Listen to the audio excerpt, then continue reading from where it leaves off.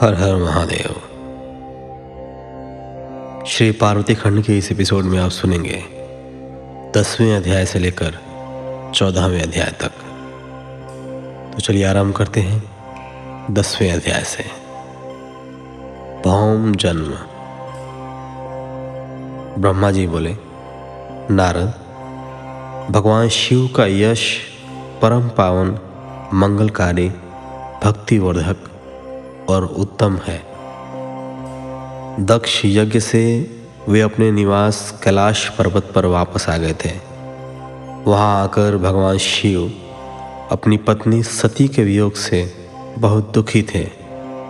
उनका मन देवी सती का स्मरण कर रहा था और वे उन्हें याद करके व्याकुल हो रहे थे।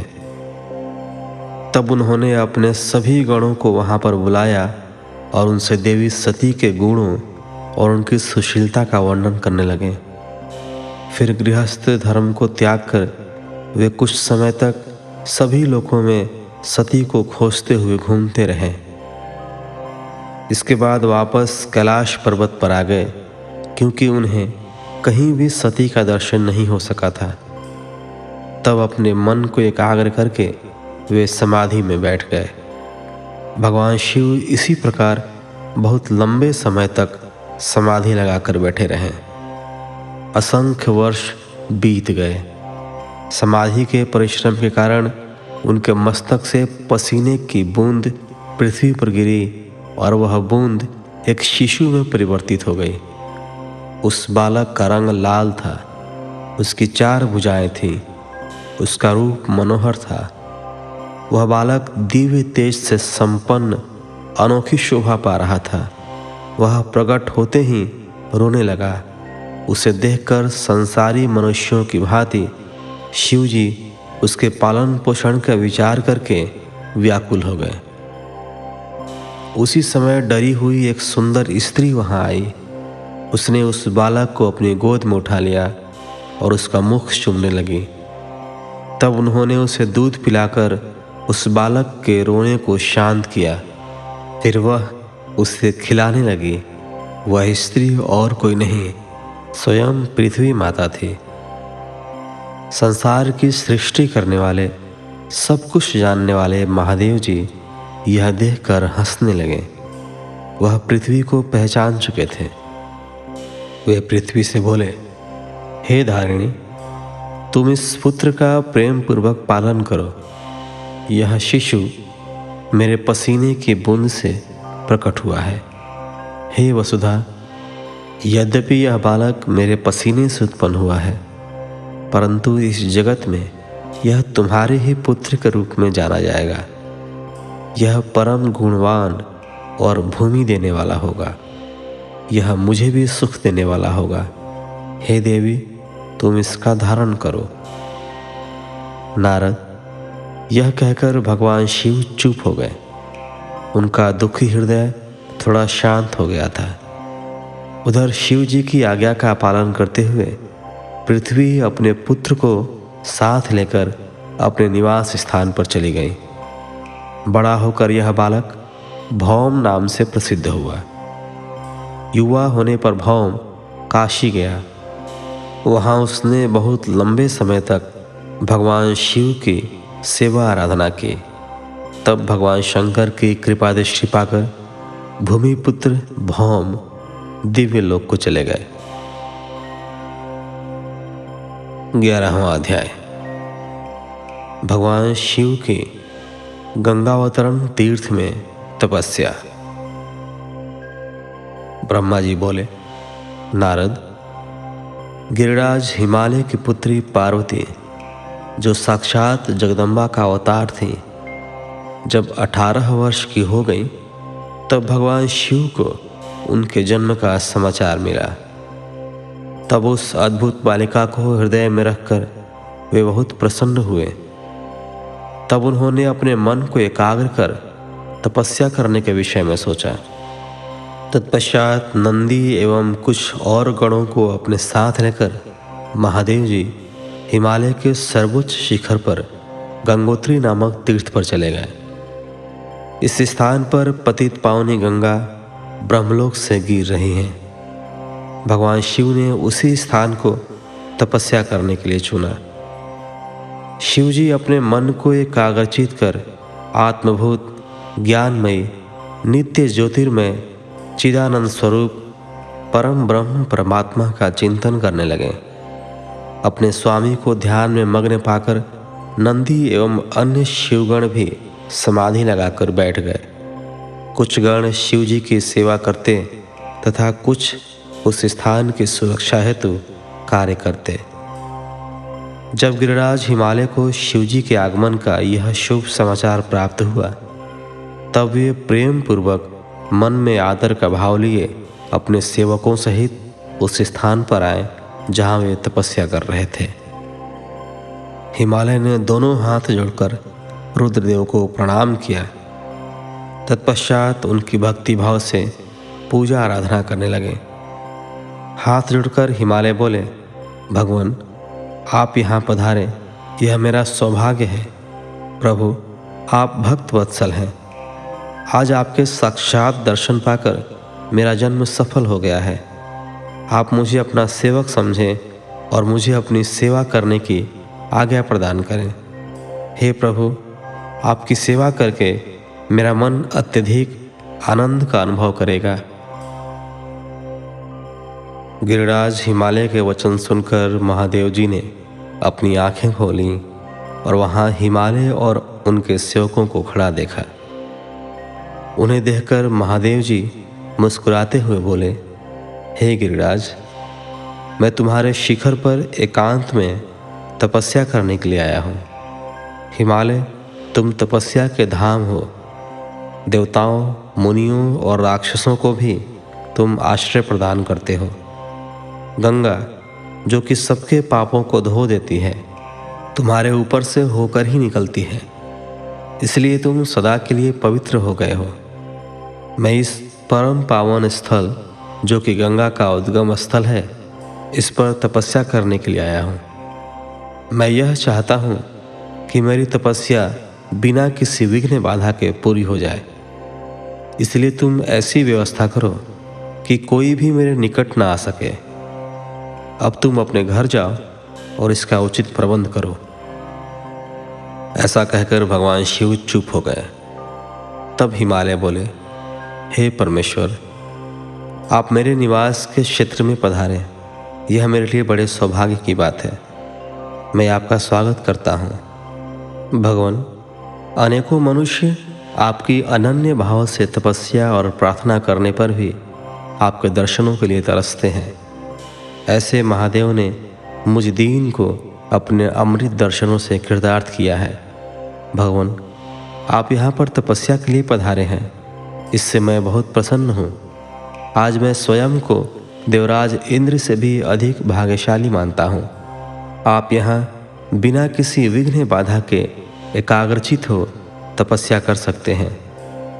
यहाँ आपको किसी भी तरह की कोई परेशानी नहीं होगी, ऐसा मैं आपको विश्वास दिलाता हूँ।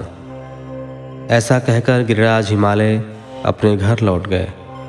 घर पहुंचकर उन्होंने अपनी पत्नी मैना को शिवजी से हुई सारी बातों का वृत्तांत कह सुनाया। तब उन्होंने अपने सेवकों को बुलाया और समझाते हुए कहने लगे कि आज से कोई भी गंगा अवतरण अर्थात गंगोत्री नामक स्थान पर नहीं जाएगा।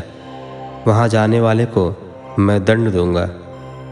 इस प्रकार हिमालय ने अपने गणों को शिवजी की तपस्या के स्थान पर न जाने का आदेश दे दिया। 12वां अध्याय। पार्वती को सेवा में रखने के लिए हिमालय का शिव को मनाना। ब्रह्मा जी बोले, हे मुनि नारद। तत्पश्चात हिमालय अपनी पुत्री पार्वती को साथ लेकर शिव जी के पास गए। वहाँ जाकर उन्होंने योग साधना में डूबे त्रिलोकीनाथ भगवान शिव को दोनों हाथ जोड़कर नमस्कार किया तथा इस प्रकार प्रार्थना करने लगे, भगवान मेरी पुत्री पार्वती आपकी सेवा करने की बहुत उत्सुक है, इसलिए आपकी आराधना करने के लिए मैं इसे अपने साथ यहाँ लाया हूँ। हे प्रभु यह अपनी 2 सखियों के साथ आपकी सेवा में रहेगी। आप मुझ पर कृपा करके इसे अपनी सेवा का अवसर प्रदान करिए। तब भगवान शिव ने उस परम सुंदरी हिमालय कन्या पार्वती को देखकर अपनी आंखें बंद कर लीं और पुनः परम ब्रह्म के स्वरूप का ध्यान करने में निमग्न हो गए। उस समय सर्वेश्वर एवं सर्वव्यापी शिव जी तपस्या करने लगे। यह देखकर हिमालय इस सोच में डूब गए कि भगवान शंकर उनकी तपस्या स्वीकार करेंगे या नहीं। तब एक बार पुनः हिमालय ने दोनों हाथ जोड़कर शिव जी के चरणों में प्रणाम किया और बोले, हे देवाधिदेव महादेव, हे भोलेनाथ शिव शंकर, मैं दोनों हाथ जोड़े आपकी शरण में आया हूँ। कृपया आंखें खोलकर मेरी ओर देखिए। भगवान, आप सभी विपत्तियों को दूर करते हैं। हे भक्त वत्सल, मैं रोज अपनी पुत्री के साथ आपके दर्शनों के लिए यहाँ आऊँगा। कृपया मुझे आज्ञा प्रदान कीजिए। हिमालय के वचनों को सुनकर त्रिलोकीनाथ भगवान शिव ने अपने नेत्र खोल दिए और बोले, हे गिरिराज हिमालय, आप अपनी कन्या को घर पर ही छोड़कर मेरे दर्शन को आ सकते हैं, नहीं तो आपको मेरा भी दर्शन नहीं होगा। महेश्वर की ऐसी बात सुनकर हिमालय ने अपना मस्तक झुका दिया और शिवजी से बोले, हे प्रभु, हे महादेव जी, कृपया यह बताइए कि मैं अपनी पुत्री के साथ आपके दर्शनों के लिए क्यों नहीं आ सकता? क्या मेरी पुत्री आपकी सेवा के योग्य नहीं है? फिर इसे न लेकर आने का कारण मुझे समझ में नहीं आता। हिमालय की बात सुनकर शिवजी हंसने लगे और बोले, हे गिरिराज, आपकी पुत्री सुंदर, चंद्रमुखी और अनेक शुभ लक्षणों से संपन्न है, इसलिए आपको इसे मेरे पास नहीं लाना चाहिए, क्योंकि विद्वानों ने नारी को माया रूपिणी कहा है। युवतियाँ ही तपस्वियों की तपस्या में विघ्न डालती हैं। मैं योगी हूँ, सदैव तपस्या में लीन रहता हूँ और माया मोह से दूर रहता हूँ, इसलिए मुझे स्त्री से दूर ही रहना चाहिए।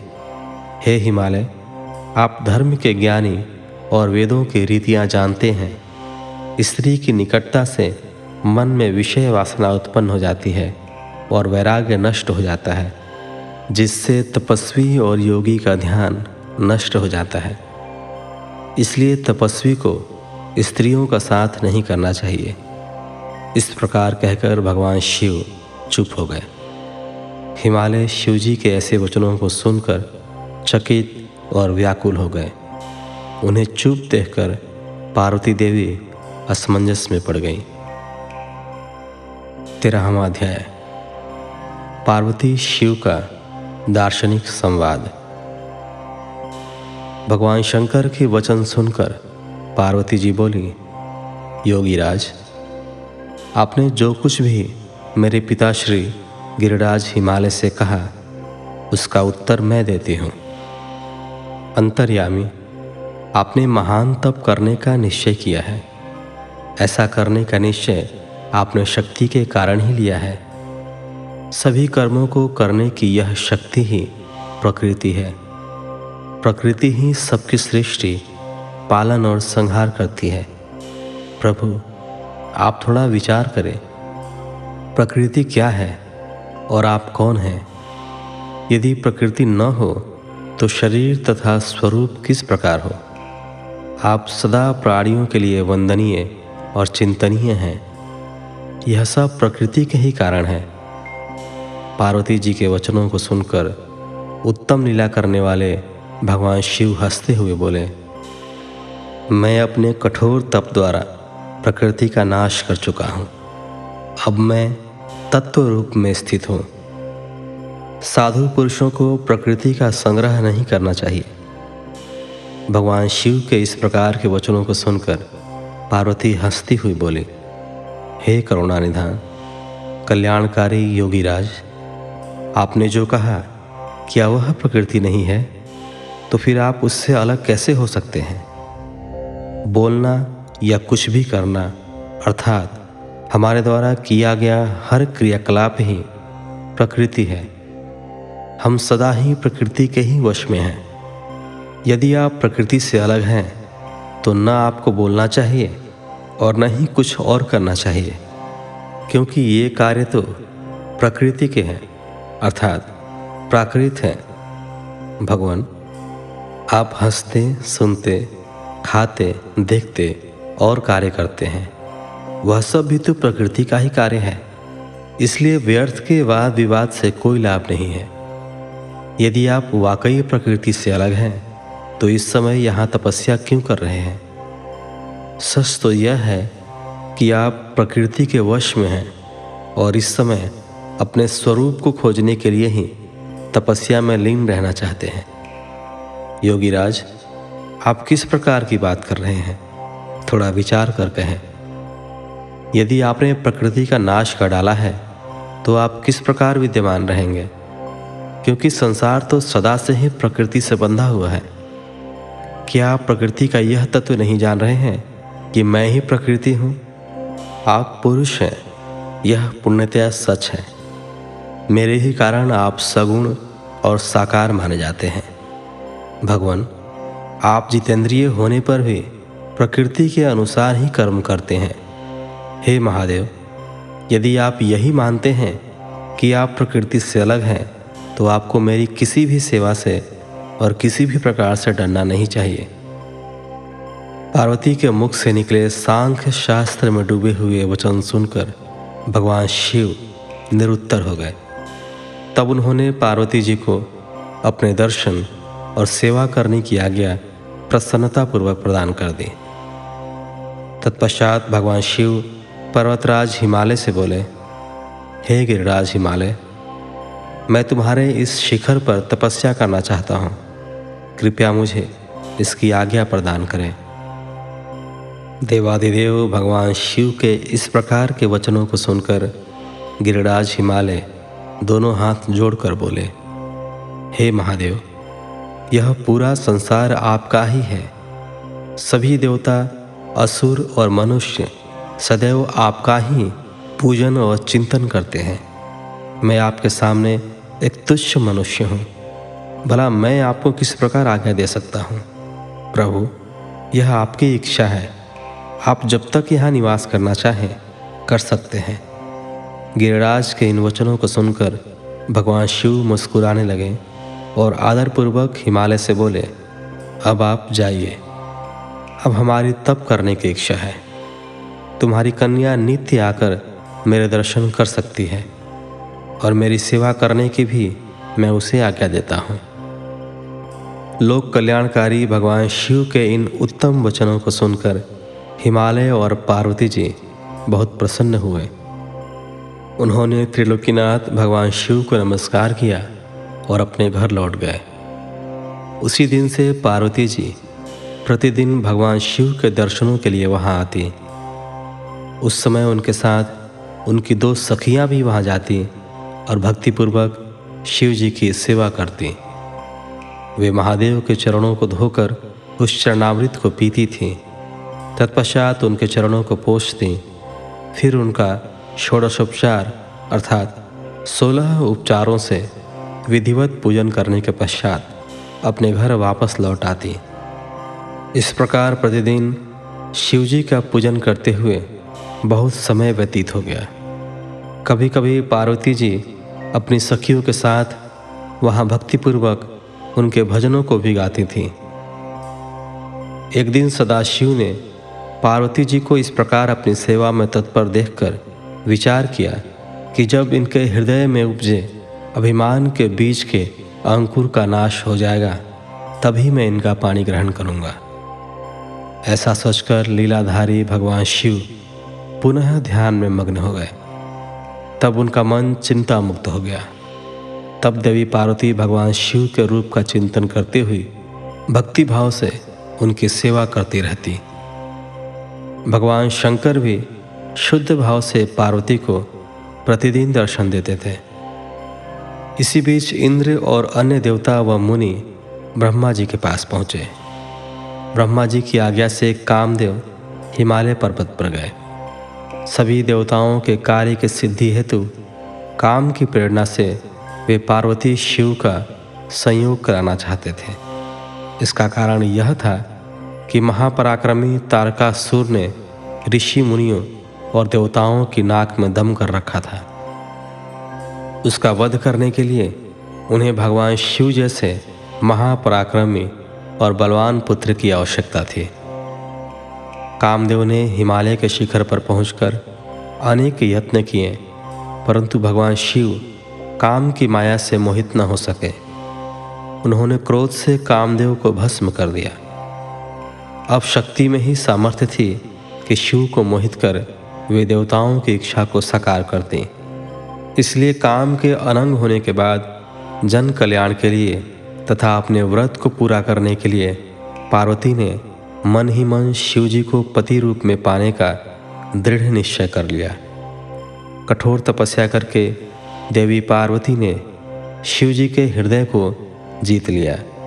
तब वे दोनों अत्यंत प्रेम से प्रसन्नतापूर्वक रहने लगे और उन्होंने देवताओं के महान कार्य को सिद्ध किया। 14वां अध्याय वज्रांग का जन्म एवं पुत्र प्राप्ति का वर मांगना।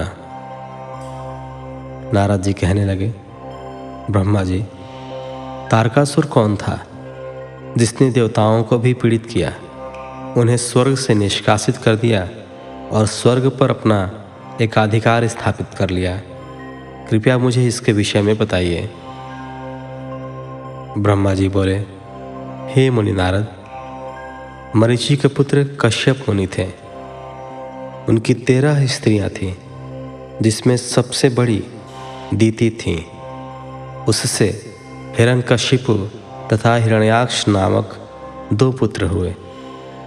हिरण्यकशिपु तथा हिरण्याक्ष को श्रीहरि विष्णु ने वाराह तथा नृसिंह का रूप धारण करके मार दिया था।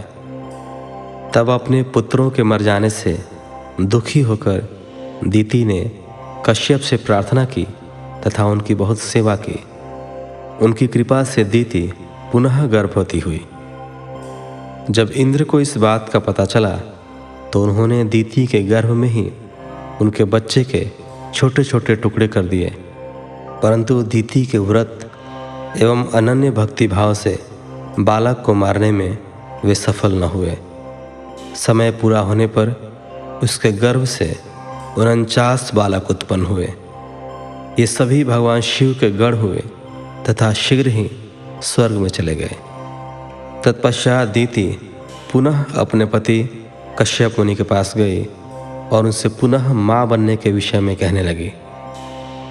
तब कश्यप मुनि ने कहा, हे प्रिय दीति, अपना तन मन शुद्ध कर भक्ति भाव से तपस्या करो। 10,000 वर्ष बीतने के पश्चात तुम्हें तुम्हारी इच्छा के अनुरूप पुत्र की प्राप्ति होगी। यह सुनकर दीति ने श्रद्धापूर्वक 10,000 वर्षों तक कठोर तपस्या की। तपस्या के उपरांत पुनः वे अपने घर लौट आई। तब कश्यप मुनि की कृपा से दीति गर्भवती हुई। इस बार उन्होंने एक अत्यंत पराक्रमी और बलवान पुत्र को जन्म दिया। इस पुत्र का नाम वज्रांग था। वज्रांग दीति की इच्छा के अनुरूप ही था। दीति इंद्र द्वारा किए गए छल कपट से बहुत दुखी थे और उनसे बदला लेने के लिए अपने पुत्र वज्रांग को देवताओं से युद्ध करने की आज्ञा दी। वज्रांग और सभी देवताओं का बहुत भयानक युद्ध हुआ। तत्पश्चात वीर और पराक्रमी वज्रांग ने अपनी माता के आशीर्वाद से सभी देवताओं को परास्त कर दिया और स्वर्ग का राज्य हथिया कर वहाँ का राजा बन गया।